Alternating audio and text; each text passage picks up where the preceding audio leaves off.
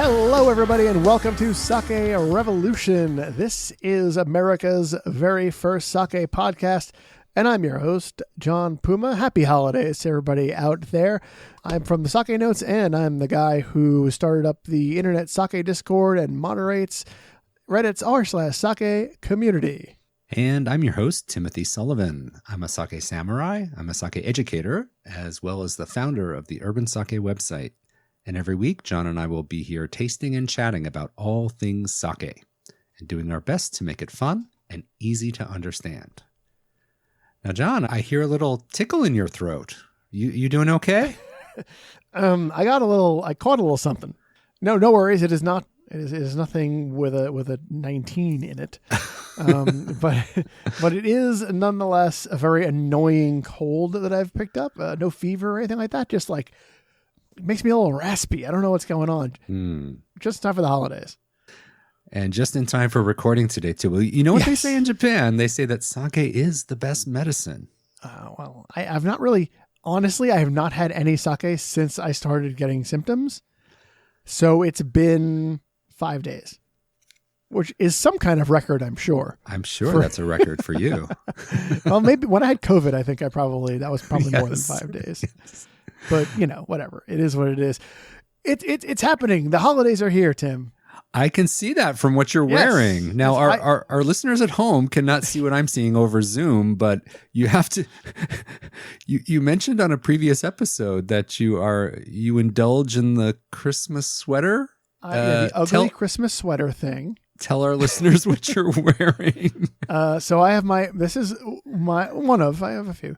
One of my ugly Christmas sweaters, and it is Star Wars themed. Got a little Darth Vader on it, some crossed lightsabers, and they light up when I move. It's very nice. It's very fun. It's very festive in a nerdy sort of way.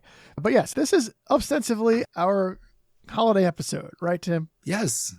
Right. Yes, this is our holiday episode. This is our holiday episode, and Tim's just wearing his normal shirt, and I dressed up. I should have put on a hat, too. That would have been great. Because, radio, it really matters what kind of hat you're wearing.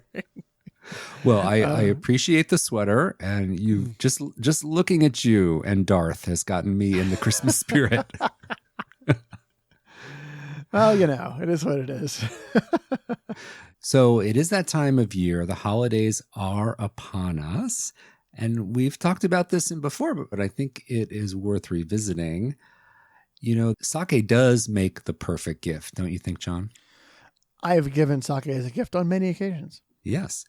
And I was just wondering, wanted to pick your brain if you had any ideas of what sakes you've come across lately that might make a good gift, or what types of sakes you might give to certain types of people. Like if you had a coworker, or if you had a family member, or someone who has never had sake before, what sake might you pick for them? Well, I want to say that when I'm looking to give somebody sake as a gift, I'm often looking for something that comes in a box. Mm-hmm. Yeah. Boxes are a little bit nicer. You kind of, it's easier to wrap. When you bring a bottle that's just wrapped in wrapping paper, it's a little obvious what you're doing. They might think wine. They might think wine, or maybe some kind of hard liquor, a spirit of some sort. And then, oh my God, it's sake. But now I do like to lean with boxes. I think I might have mentioned this on the show before, but I do think that like when you're doing gifts, I'm going to lean towards stuff that comes in a nice box. I just feel like that's a little more festive. It's a little more fun. What about you? Yeah, that does level up the gift giving when it's in a box. I like that. It levels it up. Now, have you ever heard of furoshiki? Furoshiki? It's not ringing a bell for me right now. Okay, so furoshiki is the art of wrapping gifts in a reusable cloth. Does that ring a bell? It does. It does actually ring a bell. We may have talked about this in our last gift-giving episode, but it's a wonderful eco-friendly way to wrap a bottle, and then people can use this fabric to wrap their next gift and pass it on. And I think it's a wonderful, wonderful way to give the gift of sake. And there's even some ways you can wrap them and tie it where it has a little handle on top and you can hand it to people. So that's a wonderful thing to check out. Yeah, I remember seeing an example of this once. Do you remember like the Tatenokawa Phoenix series of sakes? I do. You know, around the band Phoenix. I love those sakes. Yes. Yeah, in Japan, I don't know if it made it over here, but in Japan, they sold a version of the sparkling that came wrapped in a Phoenix t-shirt in the way you're describing. Oh my God. And I thought that was the coolest looking thing. I was like, such a great idea because it's wrapping and it's a t-shirt and you're getting the sake and the t-shirt all in one. It wasn't a box. It was just wrapped around the bottle, but you know, what are you going to do? Oh my God. I love that idea. Yeah. That's so awesome. What a cool story. Yeah. So you can use any cloth, any fabric to wrap the bottles, and that gives you a wonderful eco-friendly wrapping paper, t-shirt, whatever works for you. So we got the box and we got the t-shirt, and I purchased this year, a set of wine gift bags. Kind of has a polka dot design on it and handles on top, and they're just plain wine bottle shaped gift bags.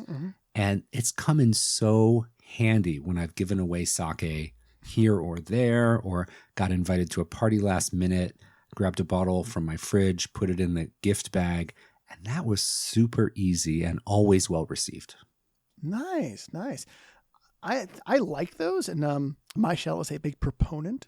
I'm pretty sure we have some just in case bags in the closet. You never know when you're going to give the gift of sake all of a sudden. Yes, exactly. It happens. It spurs on you. Oh, hey, why don't we bring a bottle of sake? We don't have we do have a bag. It's right here. Yes. So yeah, that's why we have those, for those surprise sake occasions. Now, let me ask you this. What do you think about cost as far as gift giving goes? Because sake generally runs from about, let's say for a standard 720 ml, like starting at $25 up to hundreds, right? How good a friend are we talking here? Well, there's all different scenarios. I think it goes without saying that it has to be a good sake, right? It does need to be a good sake. And I have a thing in my head of like trying to find a really good price to taste ratio. Like I think that especially when you're introducing somebody to sake, you want to give them something that is attainable, right? And at the same time, very delicious. So I don't want to jump in right in and be like, here's a $300 bottle of sake. Yeah. Good luck. You know, I also don't want to be like, well, here's the cheapest sake I could find. Merry Christmas. You know, I want to, show them I appreciate them and also give them something unique and maybe something they haven't had before that they're going to enjoy and get something out of. So I might take my own idea, maybe something I think's a little too pricey for me to buy for myself. Maybe that'll be the thing I'd give them because it's like, it's a gift. So you want to go a little bit outside of your comfort zone. So I think I would find something in that, like that $60 area, 50, 60. Wow. I'm friends with this person, right? They're very close. We're very close to this imaginary friend we're talking about. Yes. Well, that would be a very generous gift. My rule is that I would never give somebody a sake that I wouldn't love to drink myself. So I feel like I have to be a personal fan and advocate of that sake and that brand. Okay. So something I would 110% buy for myself, have in my own fridge. So that's my first rule. And then I think if I was going to give them a gift from someplace else, get them a sweater or get them a gift card to something, I would rather take that money and give them an amazing bottle of sake and wrap it up nicely. And when I hand it to them, tell them a little story about the brewery. Like I don't want to bend anybody's ear for too long, but just let them know like, oh, this brewery is run by two young brothers that came back and took over the brewery. And the funny thing is, you can tell that story and it could be like 6 different breweries. Yes. Yes. Or they use olive yeast to make this sake. How about that? There you go. Yeah. So some little nugget of information that may spark their curiosity about the brewery. Now, let me ask you this. Christmas aside, when you bring sake to a dinner party, like if someone invites you over for dinner and you bring a bottle of sake as like a host or hostess gift, Okay. do you expect them to open it and share at right then and there, or do you expect them to keep it for themselves and serve it later? So when I bring it to the dinner party, I'm expecting it to happen while I'm there. Oh, really? Okay. If I'm giving it as a gift, I'm not. All right. The sake I choose may be influenced by the scenario. So if it's something I'm going to definitely partake in, it might be something that I'm a little bit more friendly towards. If it's something that's going to be a gift for them, I may try to think of something that they would like more than something that I would like. Well, I think if I bring sake to a dinner party at someone's home and I give them a bottle of sake, my expectation personally is that I'd love them to open it and share it with everyone. But if they choose not to, if they have something else planned with, like if they have a special wine they bought or they have some other vision for the dinner, it's their house, it's their party. I want them to do what they want to do. So I'm not disappointed if they don't open it and they enjoy it later. That's totally fine. It's a gift for them. But if they do open it, for me, that's a bonus. Well, I said I would like. I'm not going to insist on it. I'm still a guest. Absolutely. I'm not going to be like, how dare you not open this sake while I'm here? I brought this. No, it's not like that. It's not that kind of situation. Now, longtime listeners of Sake Revolution will know that, John, you have a particular style that you like. Fruity. I do. Easy drinking, relax on the couch sake. Now, is that the only type of sake that you will gift, or do you ever veer outside of that and give someone like an earthy sake or nigori or Morocco Namagenshu or something like that? Absolutely. I think that if I know this person really well, also chances are if I know them, I've had sake with them before. You know, we're pushing sake on people, Tim. All the time. We can't pretend like we're gonna buy people Christmas gifts and we've never had sake with them before. That's not gonna have happened. But I may, look into things that they've had while we were out and that they've enjoyed, even though it really wasn't my thing. Gotta keep that in mind. Like, let's say you went someplace and they really enjoyed this specific Junmai or Junmai Ginjo from a brewery, and it may not be your cup of tea. For a gift, I might buy them like the Daiginjo version of that sake. Be like, oh, you like that? Here's another version from that brand or something like that. That'd be a little fun. And you bring it up a notch to kind of be like, this is for you. It's an extra gifty thing. That's so thoughtful. That's extra thoughtful. I really like that. Well, thank you. I try. Yeah. So you're willing to break away from your preferred type of sake for gift. So you're really putting yourself in the shoes of the receiver of the gift as to what type of sake they might like. If they're regularly a bourbon drinker or something like that, you might get them something a little stronger.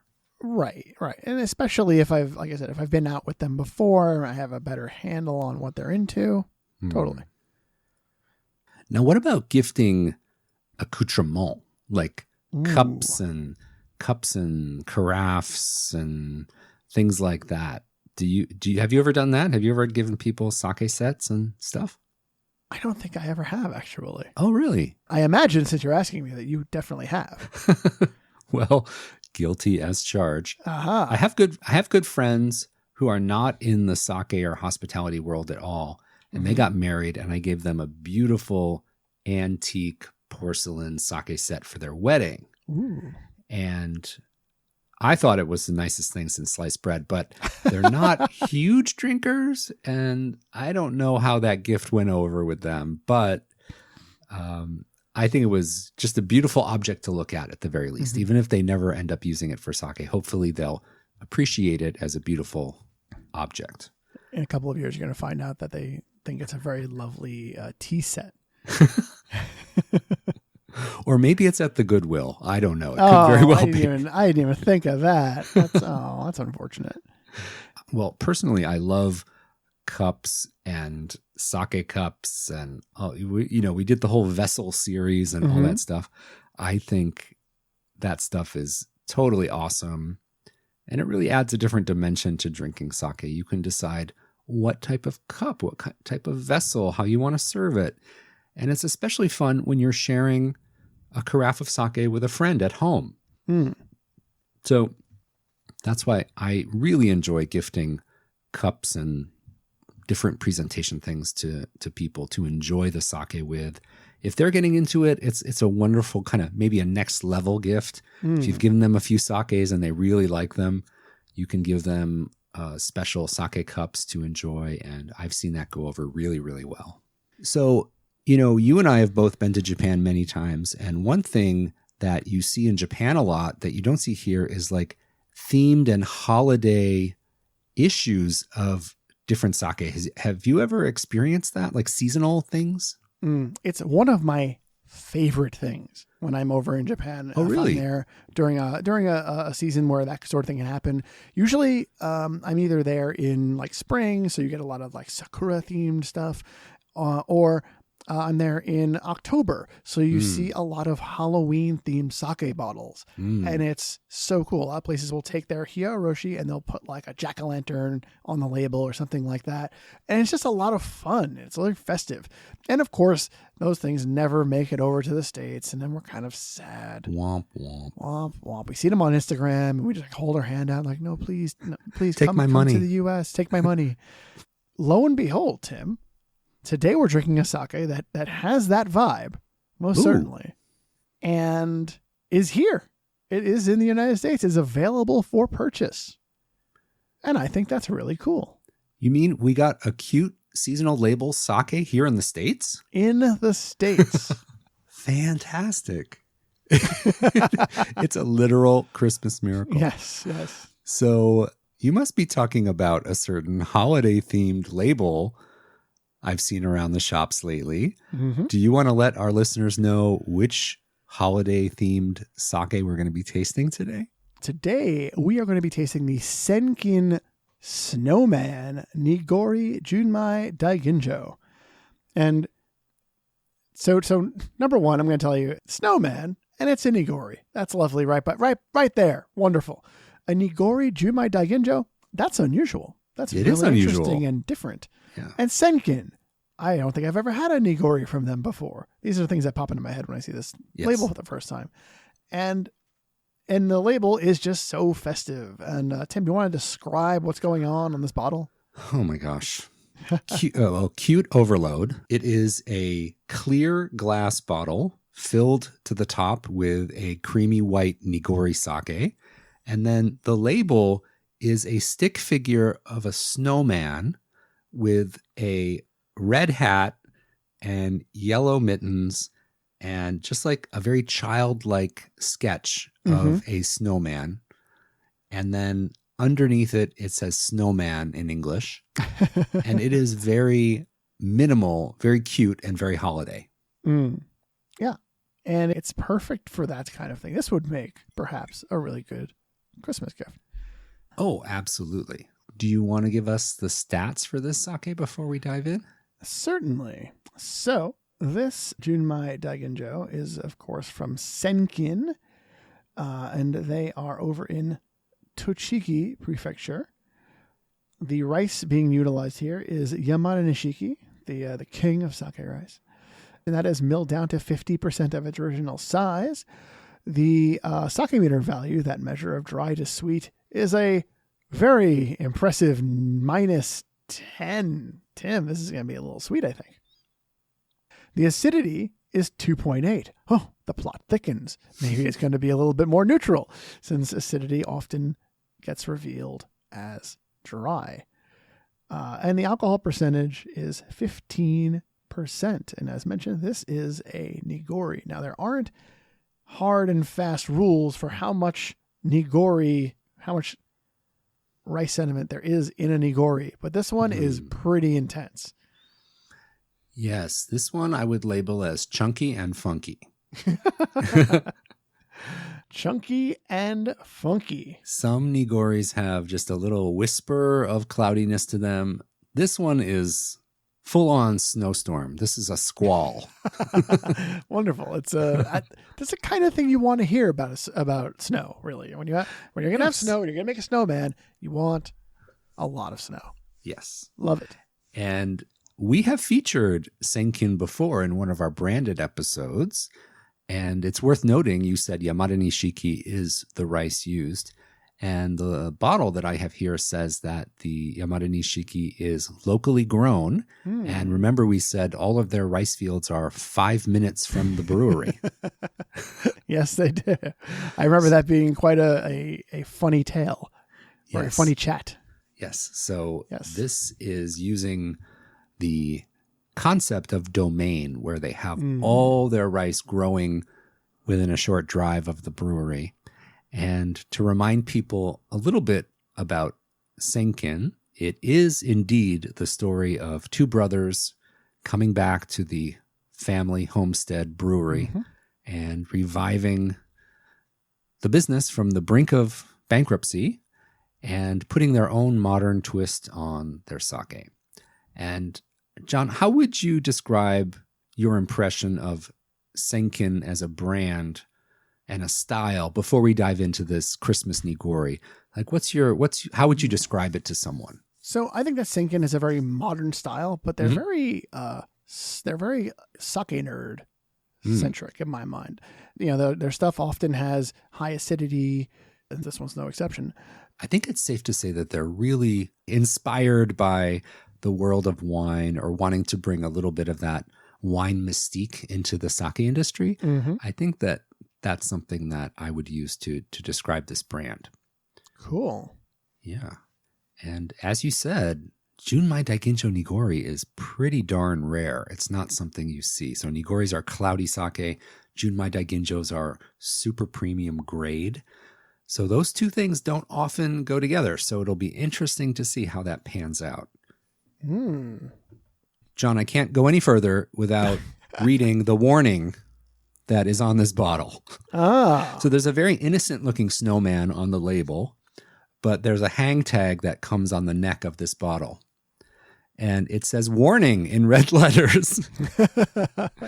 Warning, keep refrigerated, do not shake, open carefully.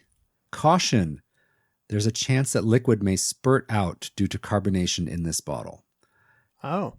Open carefully, do not shake, and open in a way that will avoid damage to people and property. I don't want to damage my people. Now, do remember, this is also Nigori, so you do have to give it a gentle turn, a gentle shift to get everything mixed up. Don't shake it, like the warning says. Do not shake it. Yes. It's interesting they made a very, very volatile Nigori. All right. Did you hear that pop?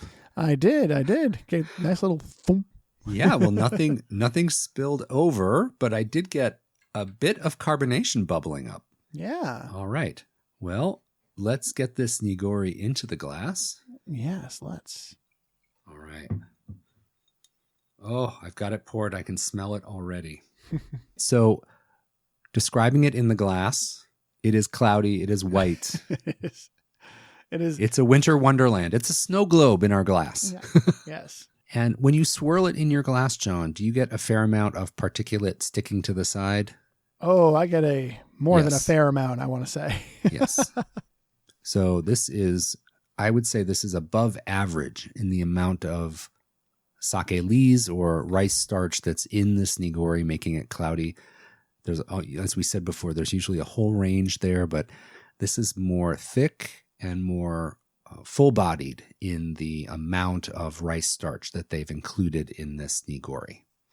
So it's quite white, but it's a beautiful Christmas color. I mean, it does look like snow. All right, so let's give it a smell. Okay.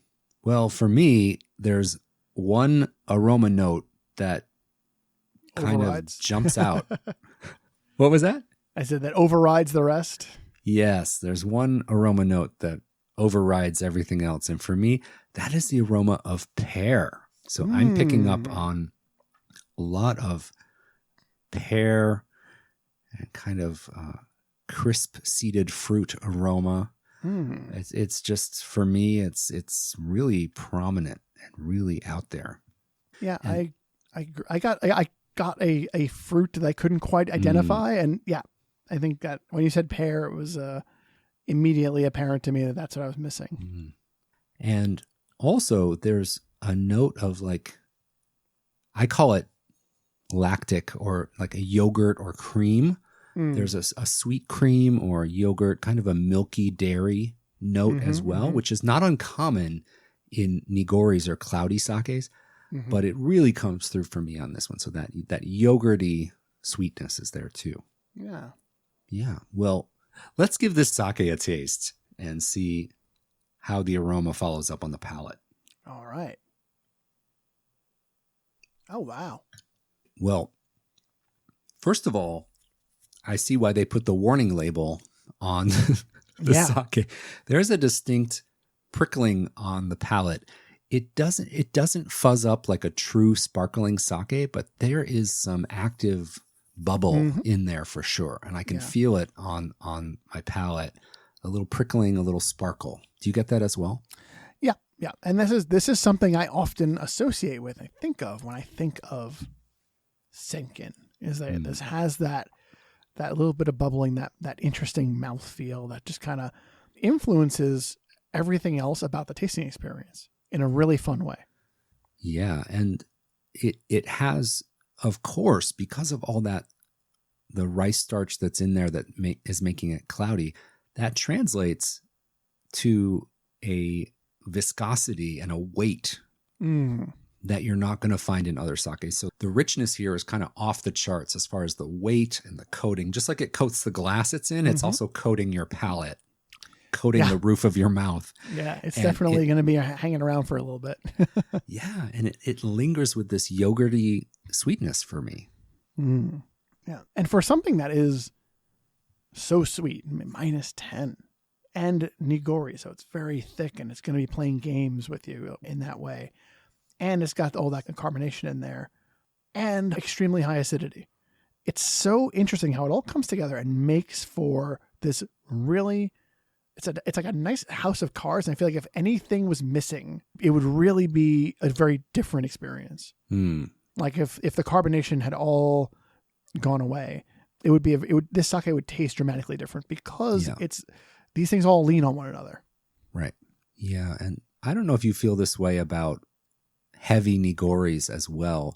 But for me, usually they lean a little bit too much into that yogurt dairy note, and they taste very yeasty and very yogurty. And that's not my favorite sipping sake or my favorite way to enjoy it. But this brings in the pear and the fruitiness and the acidity to balance out the sweetness. And like you said, all the threads kind of weave together and make something that is really sippable and really enjoyable. Even though a rich, heavy Nigori is not my usual go-to, this is a little different take on that whole sector, that whole way of making Nigori. Yeah, it's a completely different style of Nigori, and I really appreciate it. This is a really fun sake to drink. Yeah. One might say festive. It's very festive. Now, I do have a very, very important question for you, John. We do have a sake here, Nigori, with a snowman on the label. Yes. Is it appropriate to drink this at other times of the year? Yes. It'll remind you of the holidays. You don't think they're painting themselves into a corner with the snowman label? I mean, it seems like they're leaning that way when they put the snowman on the label, but you never know. You never know. I mean, having said that, though, I would totally have this whenever because I am not precious about my sake. That's right. And I think if it's well chilled, it's going to be delicious any time of the year. So you're not looking to warm this one up? Oh, God, no. No. No, I didn't think so.